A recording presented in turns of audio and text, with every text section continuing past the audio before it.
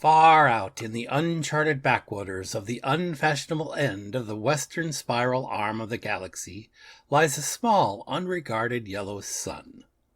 Orbiting this at a distance of roughly 92 million miles is an utterly insignificant little blue-green planet whose ape-descended life forms are so amazingly primitive that two of them still think doing a podcast called Digital Watches are a pretty neat idea is a pretty neat idea. These podcasters have, or rather had, a problem, which was this. Actually, this is the solution.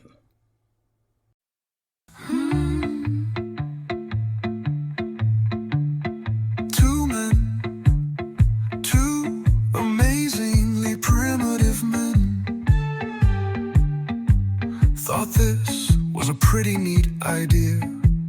They were dreamers, thinkers, speculative philosophers, or as their wives would have it, idiots.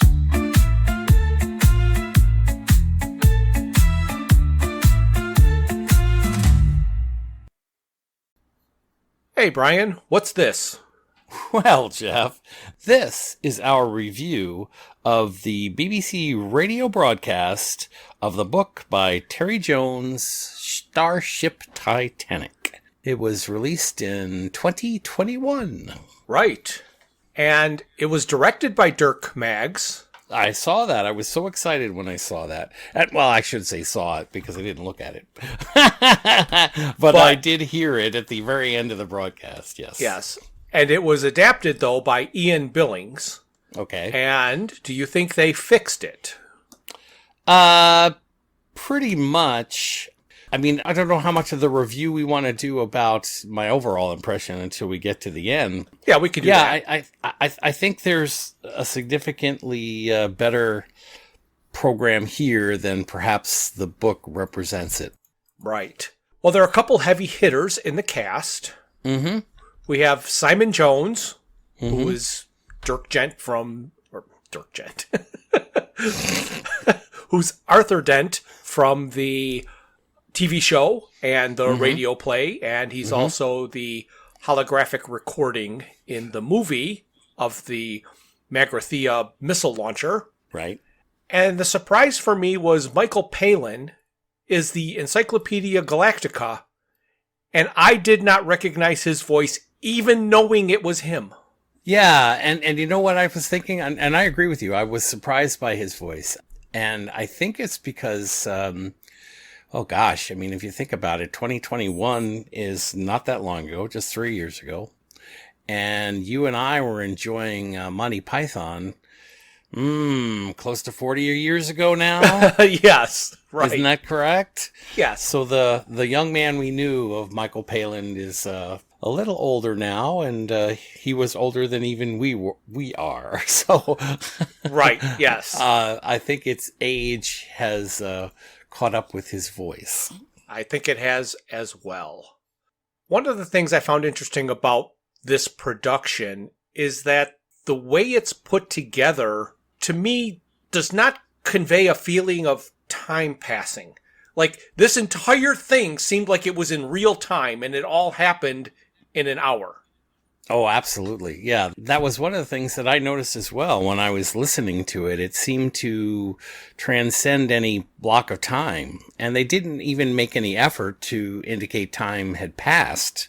No. And, I know it would have to be narrative because, of course, they would have to say 2 days later, or some kind of announcer or something, but they really did not make any attempt at seeming like it wasn't continuous. Right. And thinking back on what you were saying about the book, and then having this concept in here of no time passing, made me think of a possible way to make the story work better in my mind. Because the way they have it with this existence failure, but the ship never not existing, is a problem. Right. It is. But if they go to the launch and it disappears, and they say something like, 5,000 years later, it just rematerializes in the universe. So it didn't exist for 5,000 years, then pops in the universe. The story would be different because they could not go back to where it was built. It would be a completely different story, but it would have had a non-existence. Right. And it could be 500 years. It doesn't have to be 5,000, but right. But you understand what I'm trying to get at, that if you want it to not exist, have it not exist. Yes, exactly. There's well, clearly the story is similar to the story we know in the book. So the fact that the major actors, the Arsacans and the Brontians, both know where the ship is and are able to find it almost immediately. Right. After it fails to exist, indicates that it never really failed to exist. And there, so that whole Sneck thing, which I think it would have been funny if they said snark or smurf. Yes. It's sudden massive existence failure. They should have slid a R in there, so make it smurf.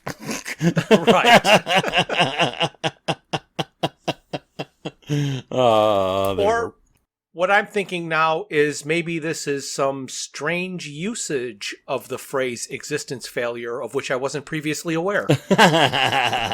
Very subtle. Very subtle. I like that. So I have kind of a problem with the opening line. Oh, really? Okay. Yes. Well, let's start off with a bang.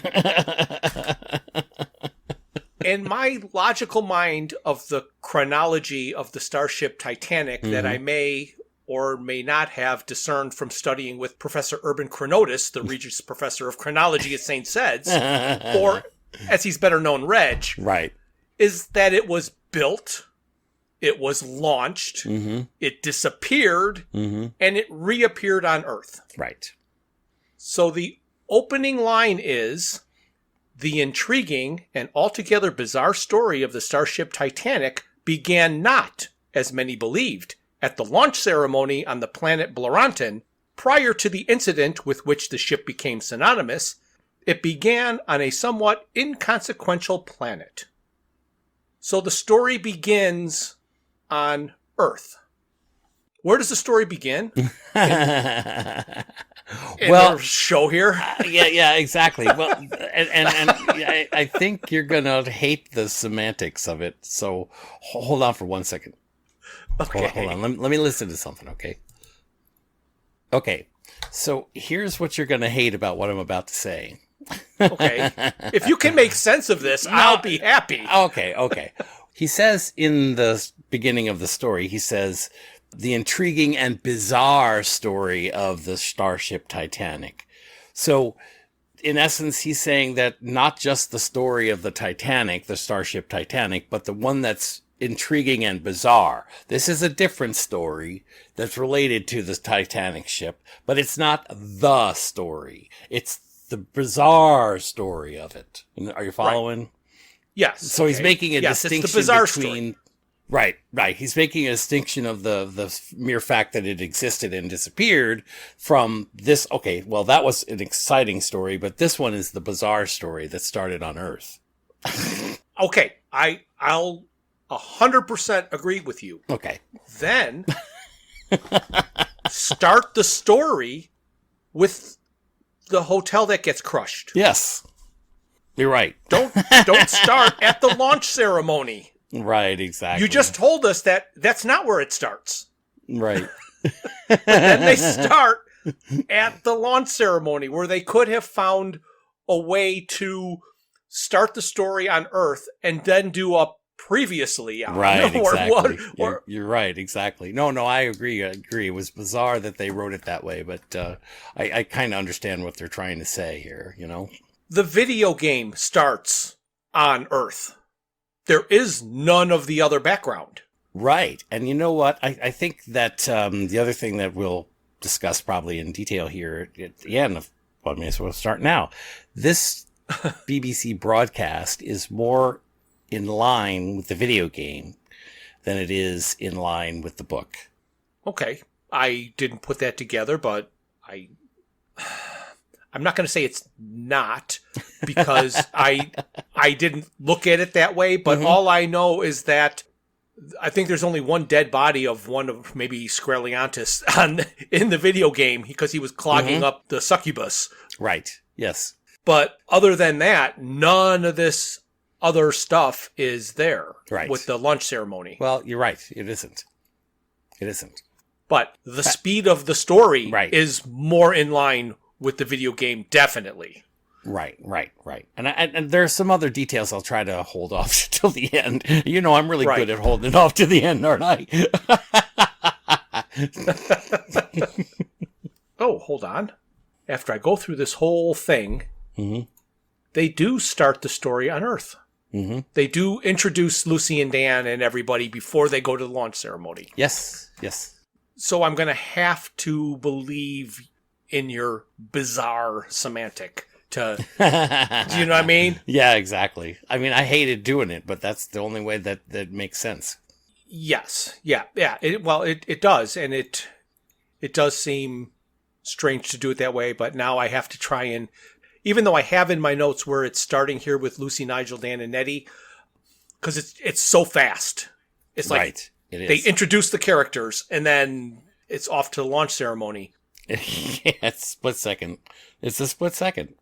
So all semantics aside and the chronology of everything, the story does actually start with an introduction of the people on Earth. It starts with Lucy, Nigel, Dan, and Nettie, and they're at this old rectory, soon-to-be hotel. And in very quick succession, we learn that Nigel is a lech, and Nettie takes her picture of the hotel at night. And that Dan and Lucy are buying the hotel to live out their life as owners of a wonderful B&B or something like that. Well, you know, now that you've said that, now you've itched a different thought in my brain, which is that you were correct in what you just said. It's the timeline. Because the Nettie and Dan thing did happen before the launch. Yes. Just like you just said. So, you know, so maybe he's right in that the chronological time frame of the story started with Nettie and Dan and then went to the launch, just like it does in the radio show. Right. And I'm not really trying to defend myself here, but no, I agree. I write all of my notes as I'm listening to it. And knowing the story of the book and the story of how the ship got built, which happened long before, because that's a big part of the book. Right. Is the building of the ship, the cost cutting, the unwed teenage mothers, that all of that obviously has to happen before the four Earthlings look at a hotel. Right. But in this particular story, the way it is written, it does start there because they don't have any of that real backstory. Nope. But see, I thought you would have been mostly embarrassed by the mostly harmless joke that started the whole thing. I just ignored it. I thought you might. Well, there's another thing, too. So they introduce Michael Palin as being the voice of the Encyclopedia Galactica, which is in the universe of The Hitchhiker's Guide to the Galaxy. Correct. It's its main competitor. They want to do a mostly harmless joke, but feel they cannot use anything close to the word Hitchhiker's Guide to the Galaxy, so they butcher it and mold it around and force it into some other box. So we know what they're talking about, but they don't actually say Hitchhiker's Guide to the Galaxy when it exists in this universe. Like the Babelfish and everything else like we were talking about when we read the book. Right. So, do you want to mention what they said about Mostly Harmless? No. Okay. Because I didn't write it down. Because I didn't write it down either. I mean, like you say, it was kind of mushed together and shoved in there. It was a sad attempt to force in a reference. Yeah, exactly. After they introduce the four Earthlings. Actually, before they left Earth in the story, I do want to mention that Dan makes a comment about the windy wind. And after they make that comment, I wanted to let you know officially that I may have a new favorite word, and that's tauntology. Tauntology. Okay. Would you like to define it for all of our listeners? It's as Dan has used it here, windy wind. It's a reference to itself. It's like a circular reference of its own making, you know. Okay. How is the wind? It's windy. Yes. So, anyway, I just thought I'd mention that they mentioned the word tauntology, and I was like, I like that word. Okay, so Bryan's new favorite word is tauntology, and I will be looking for it in future things that we experience. Oh, I'm sure we'll come back around to it somehow. It jumps to the launch ceremony. They have a bunch of nonsense questions asked by female journalists. Mm-hmm. They do not mention their cleavages. No. And then the journalist asks the tough questions and then follows Leavinus onto the ship, continuing to try to interview him about this launch.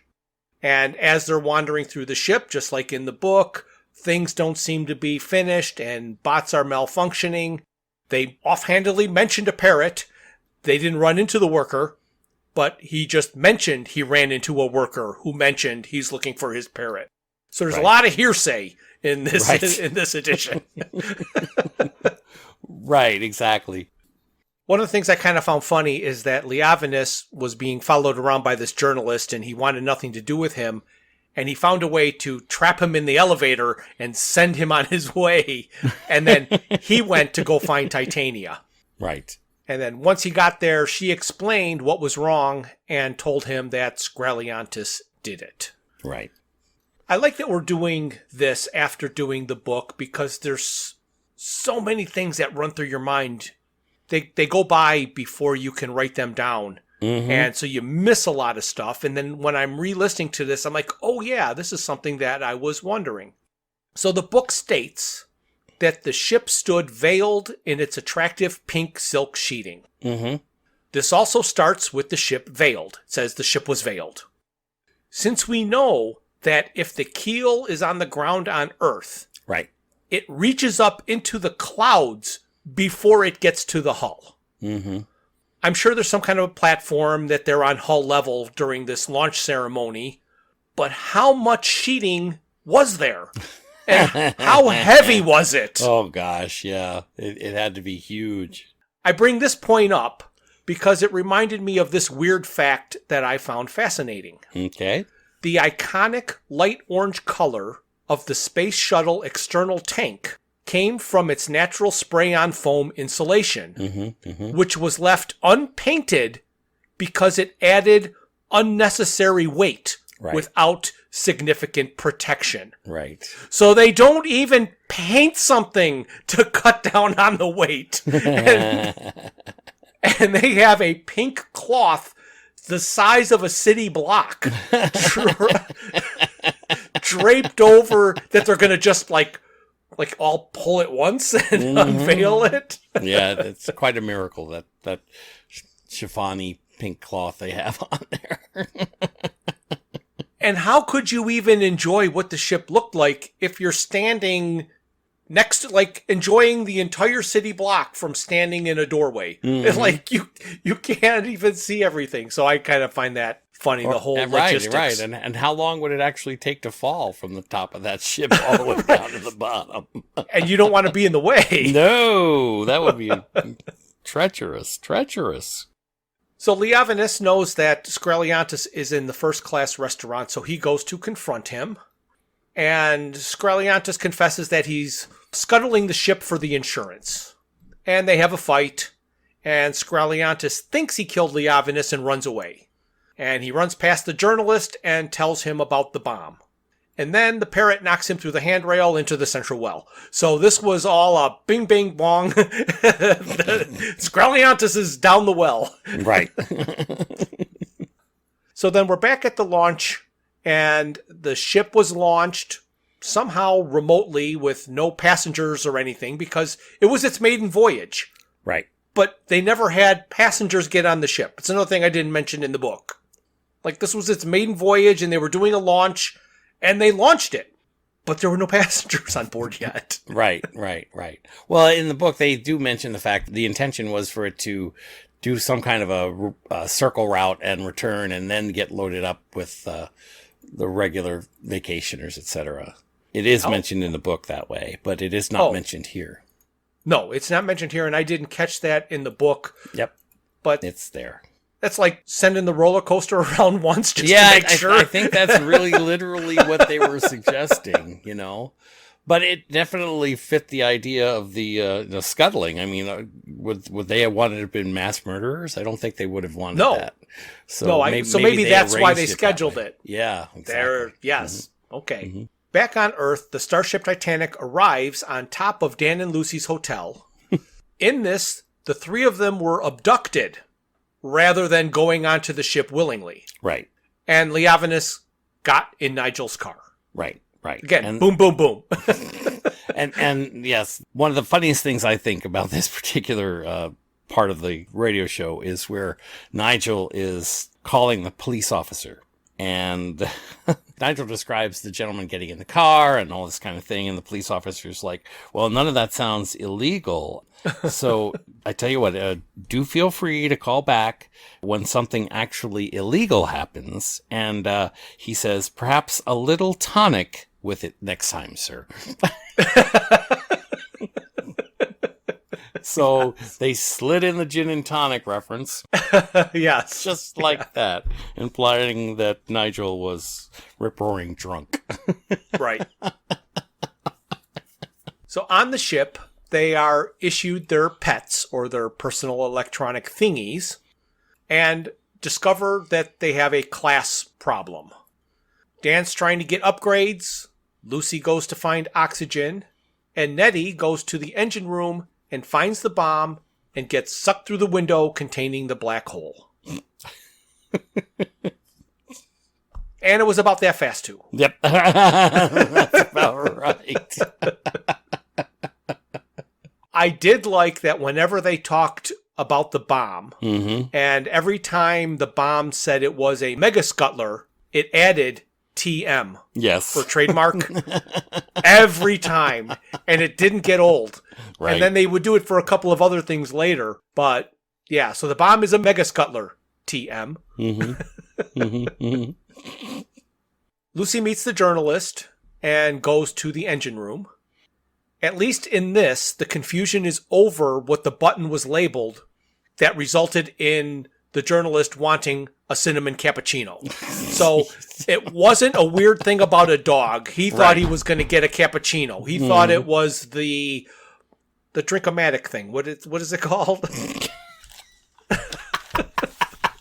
Nutramatic. The Nutramatic. He thought it was the Nutramatic machine. Yep, exactly. He wanted to get himself a cappuccino. And I do like the reference. They did talk about one of the gentlemen being in his office jacuzzi.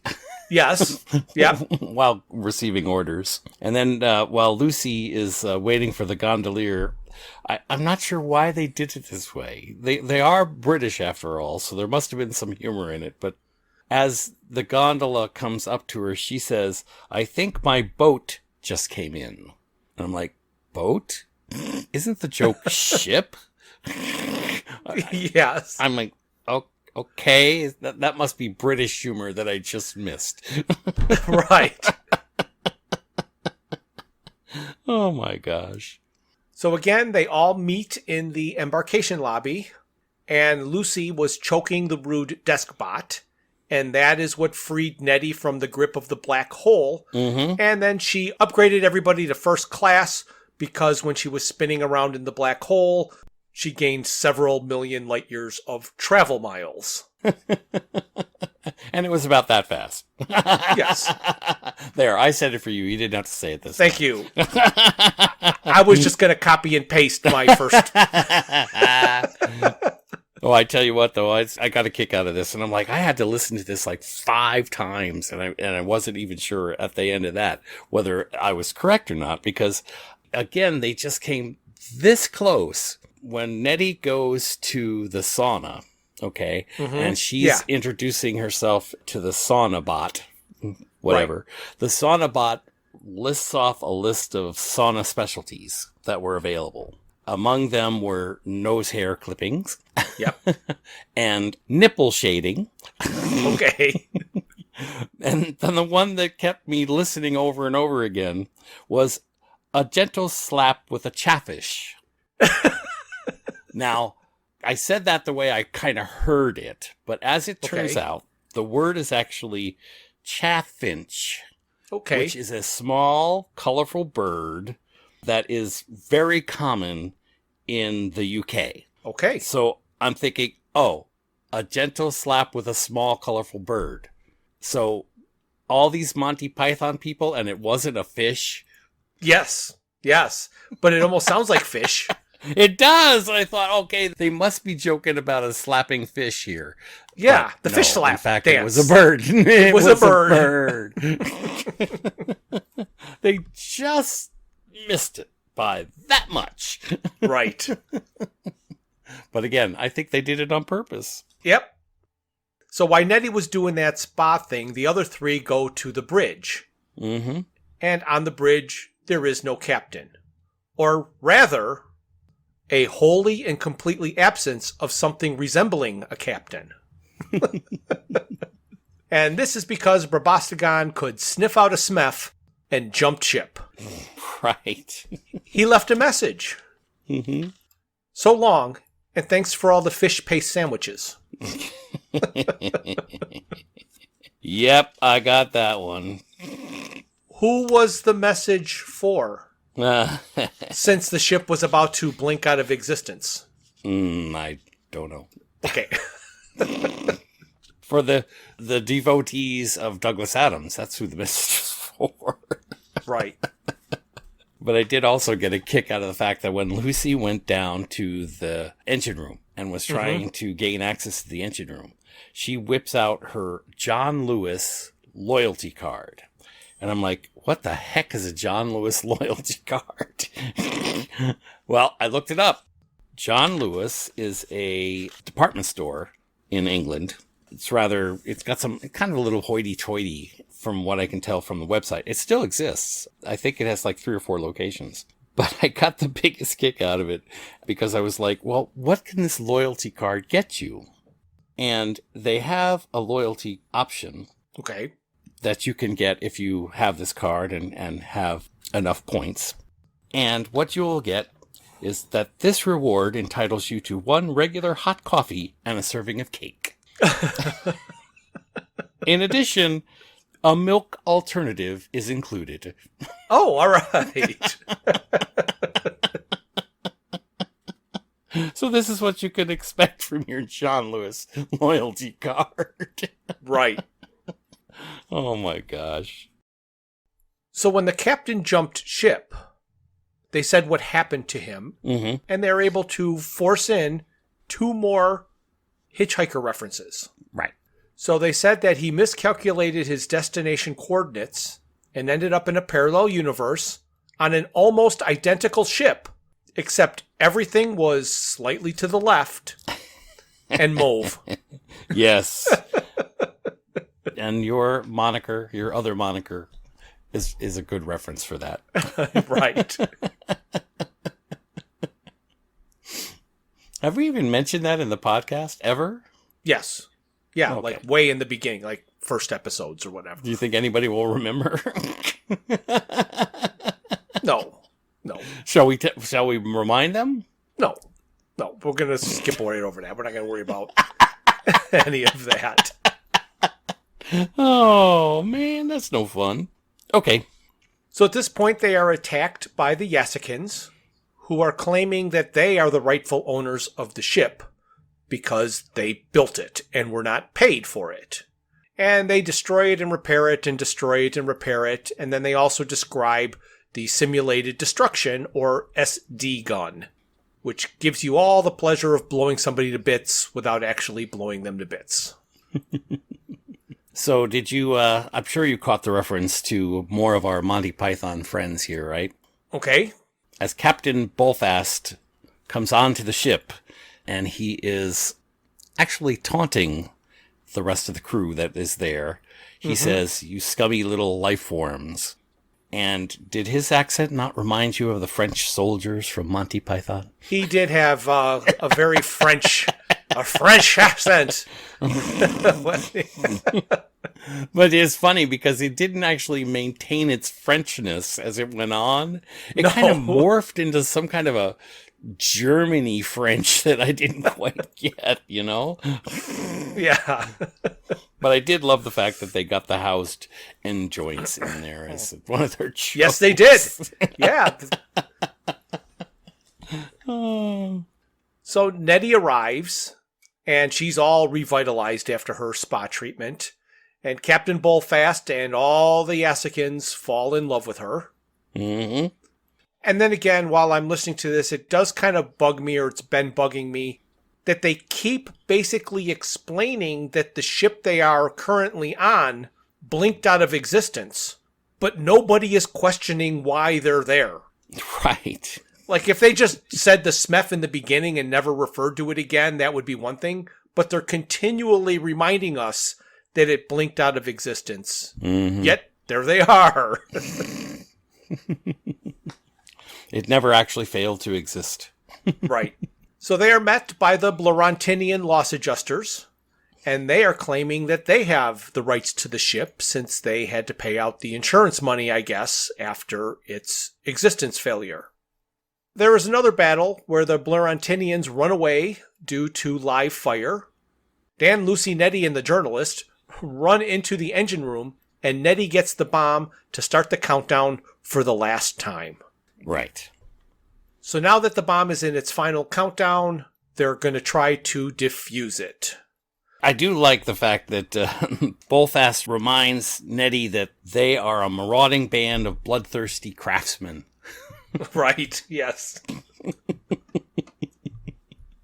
But because of a lack of an internal cyber system, defusing the bomb just forces it to go into doomsday mode. I did like that they said that the confusion of the Dormillion day is because the multiple suns and moons have erratic and inconsistent orbits. Yes, that was one of the questions that was answered in the BBC show that was left wide open in the book. Yes, but it does beg another question, which is, of all of the time frames you could use to calculate doomsday mode, why would it be the Dormillion day?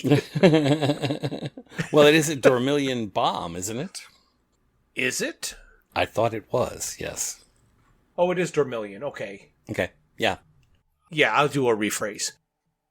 If the doomsday mode is going to count down in Dormillion days, why would you buy a Dormillion bomb? Where no day is the same length. That's right.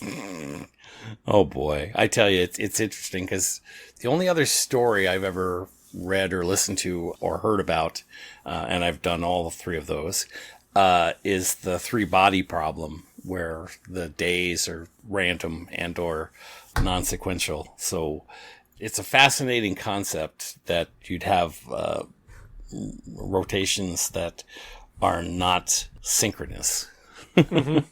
Right. So they realize that they have to replace the piece that Leavinus has to cancel the doomsday mode. And Nettie decides that now is a good time to tell Dan and Lucy that Nigel screwed them. Just, I don't know if things are bad enough yet for you, so just let you know. Nigel did not sell your company for anywhere near what he told you. Oh, yeah. Yeah, that was interesting. And this was all as they were about to land on Yarsica. Yes. And it's funny, I don't want to use the exact phrase, but they basically described the landscape of Yarsica like you were walking into an IKEA. Right. with laminated shelves, and they do mention here that one of the things that's required of a visitor is that they bring a socket set with them. Right. Right. When Nettie was telling Dan and Lucy that they'll never be able to afford the hotel, so they shouldn't worry about it being smashed, it did remind her that she took a picture of the hotel at night, and they can use the stars to get back to Earth. Right, right. And just before that, they are discussing the fact that they are in bad shape. And Bullfast says, yes, it's a real catch-18. Right. Okay, so at least we haven't had to hear the things that you dreaded the most within the book was the constant reminder that there's a translation error between Earthlings and alien beings. But here, Right. they got to stick catch 18? I'm like, all right, we'll give you that one. So they're having this party on Yasica, and did you catch the cuisine? No, I think I missed something. The party featured Dentrasi crab sticks. I did miss that. Oh my goodness, how could I possibly have missed it? I listened to it enough times that I should have heard that one. Oh my gosh. So yeah, a couple of them all just crammed in there. But again, they use the Dentrasi, which is in the universe, so right. They've got to be. I don't know why they just don't commit. Mm-hmm. They also say that Earth is at ZZ9, plural Z Alpha. Yep, they do that indeed. Yep, so I like that. They do go to Nigel's. Oh, come on now. What? Well, you missed the big one. The big obvious letdown, right? Okay, well, that's what you're here for. The big obvious letdown. I walked right into that one, didn't I? All right.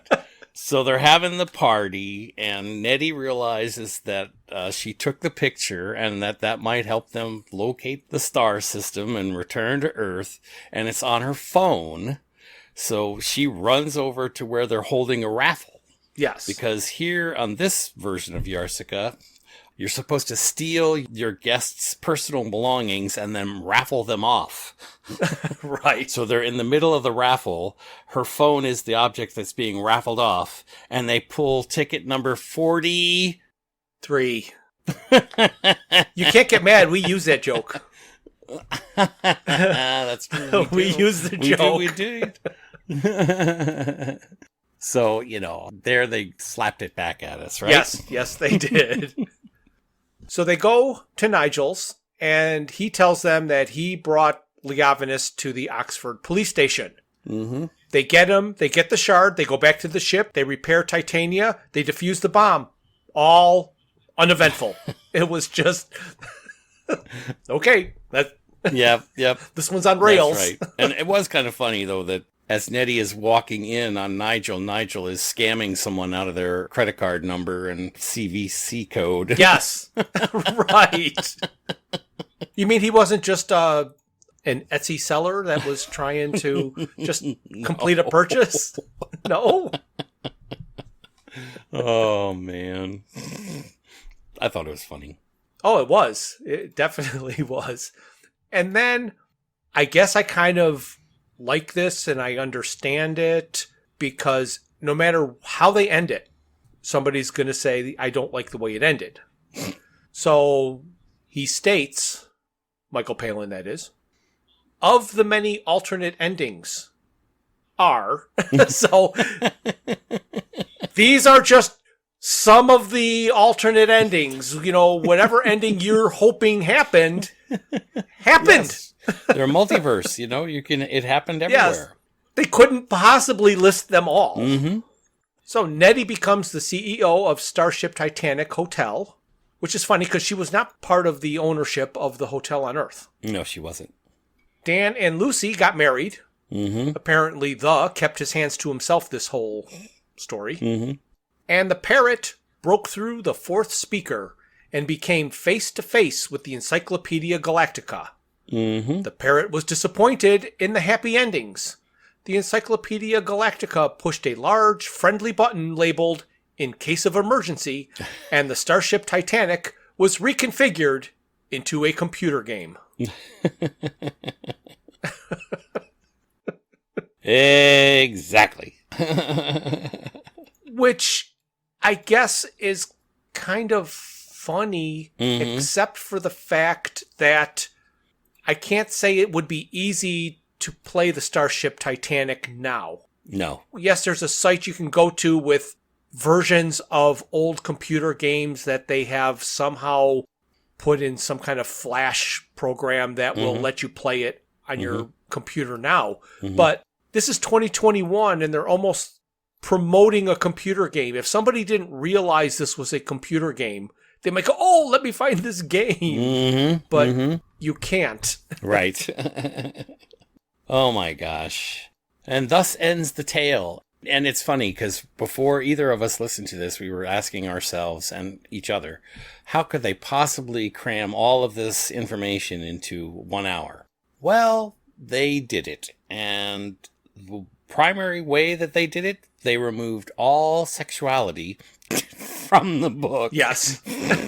Right. They removed all of the overwrought jokes about improperly translated information.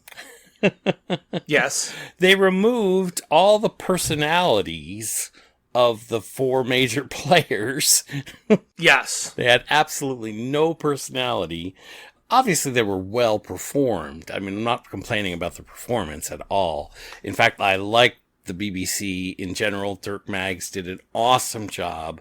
Again, I got to contribute to all of the changes that came from the book into this play as something that Dirk would have directed. So there again, it's really listenable. I mean, I probably enjoyed it more than I enjoyed the book. I hate to say that, but I kind of did. There's no fat. No, you're right. So when I started listening to this, I was a little bit worried because primary and secondary phase are both 6-hour-long broadcasts, and then tertiary, quandary, quintessential, hexagonal, they're either 4 or 6 or whatever. And then when we got to the Dirk Gently, they were doing the 2 stories in 3-episode blocks. Right. I thought this was just going to be one of multiples. Right. I thought that we were going to go and listen to this thinking it was everything, and it was only going to be part 1 of 3 or 4 or 6 because there's a lot to cram in. They also removed, as we mentioned, the passage of time. Yeah, and that's what I was going to comment about too. At the end here, that's one of the things that they probably missed a little bit of. Not sure how they would have done it directly, but you're right. You had no sense of time passing, and that probably is to the detriment of the story. Yeah, but I would say that I'll agree that that was definitely a detriment, but to me the biggest detriment is removing all of the personalities from our 4 main characters. Yeah. You don't care about them. No. You could care less about Nettie. Nettie went into the black hole and she came out old. Okay. You had no idea who she was before. Like, right. You know, she was this young, vibrant, sexy, crop shirt wearing woman who then came out this old haggard lady. Right. You know, oh, you feel sorry for Nettie. She lost everything that she identified with. And then, well, no, nothing. And then there's Lucy and Dan. There's no tension between them at all because they're a happy couple that ends up getting married at the end. Right. Yep. So losing all of that, to me, takes more away from the story than the passage of time. Like, I could sacrifice the passage of time to keep the personalities. Right. I don't know what else to say about that, except that I'm not sure how they would have related that, but they could have done something like you say. With Nettie, they could have introduced her as, you know, the star, like they did when they went up to the desk and said, oh, she's such and such the famous actress, you know, and they could have pumped that a little to make her look, at least seem or appear beautiful before she became aged, like you said. Things like that. And that's not the only part, though. No. But the point was, do a 3 or 4 part show where you can put all of that stuff in as it is in the book. You know, put a little tension between the characters. Oh no, is one of them going to stay behind on Yasica instead of going home to Earth? Right. Yeah. Yep. So it sounds like we both agree that the story was kept true to the book and was improved by the removal of a lot of unnecessary things that bothered us in the book. However, Absolutely. Removing too much kind of removed the soul of the book, and it just became a manual. Yes. More than a novel. I agree 100%. That's clearly what we think. So, Jeff, now that we've reviewed this broadcast of the BBC, what do we have next? Well, next, I think we are going to try to tackle the computer game Starship Titanic. Wow. We've both played it. I don't think we're going to play it again, but there are plenty of walkthroughs that we can watch. Or we might not. And it might be something completely different. But if I was a betting man, I would bet on the computer game. Okay, Jeff, just like you say, I think that's a great idea. Good. And now that that is out of the way, I think I'm going to say that this is the end. Thank you for listening to this. A new episode is released on the first Thursday of every month. Visit our website at digitalwatchesareaprettyneatidea.buzzsprout.com. While there, you can find links to all of my Hitchhiker's Guide to the Galaxy inspired t-shirt designs. You can contact us via email at digitalwatchespodcast@gmail.com. You can find us on YouTube and Facebook at Digital Watches Are a Pretty Neat Idea. You can message us on Twitter, or should I say X, at Watches Idea. And our Instagram is Watches Idea Podcast. This has been a Froods for Thought production, darling. This has been a Froods for Thought production, darling. This has been a Froods for Thought production, darling. This has been a Froods for Thought production, darling. This has been a Froods for Thought production, darling.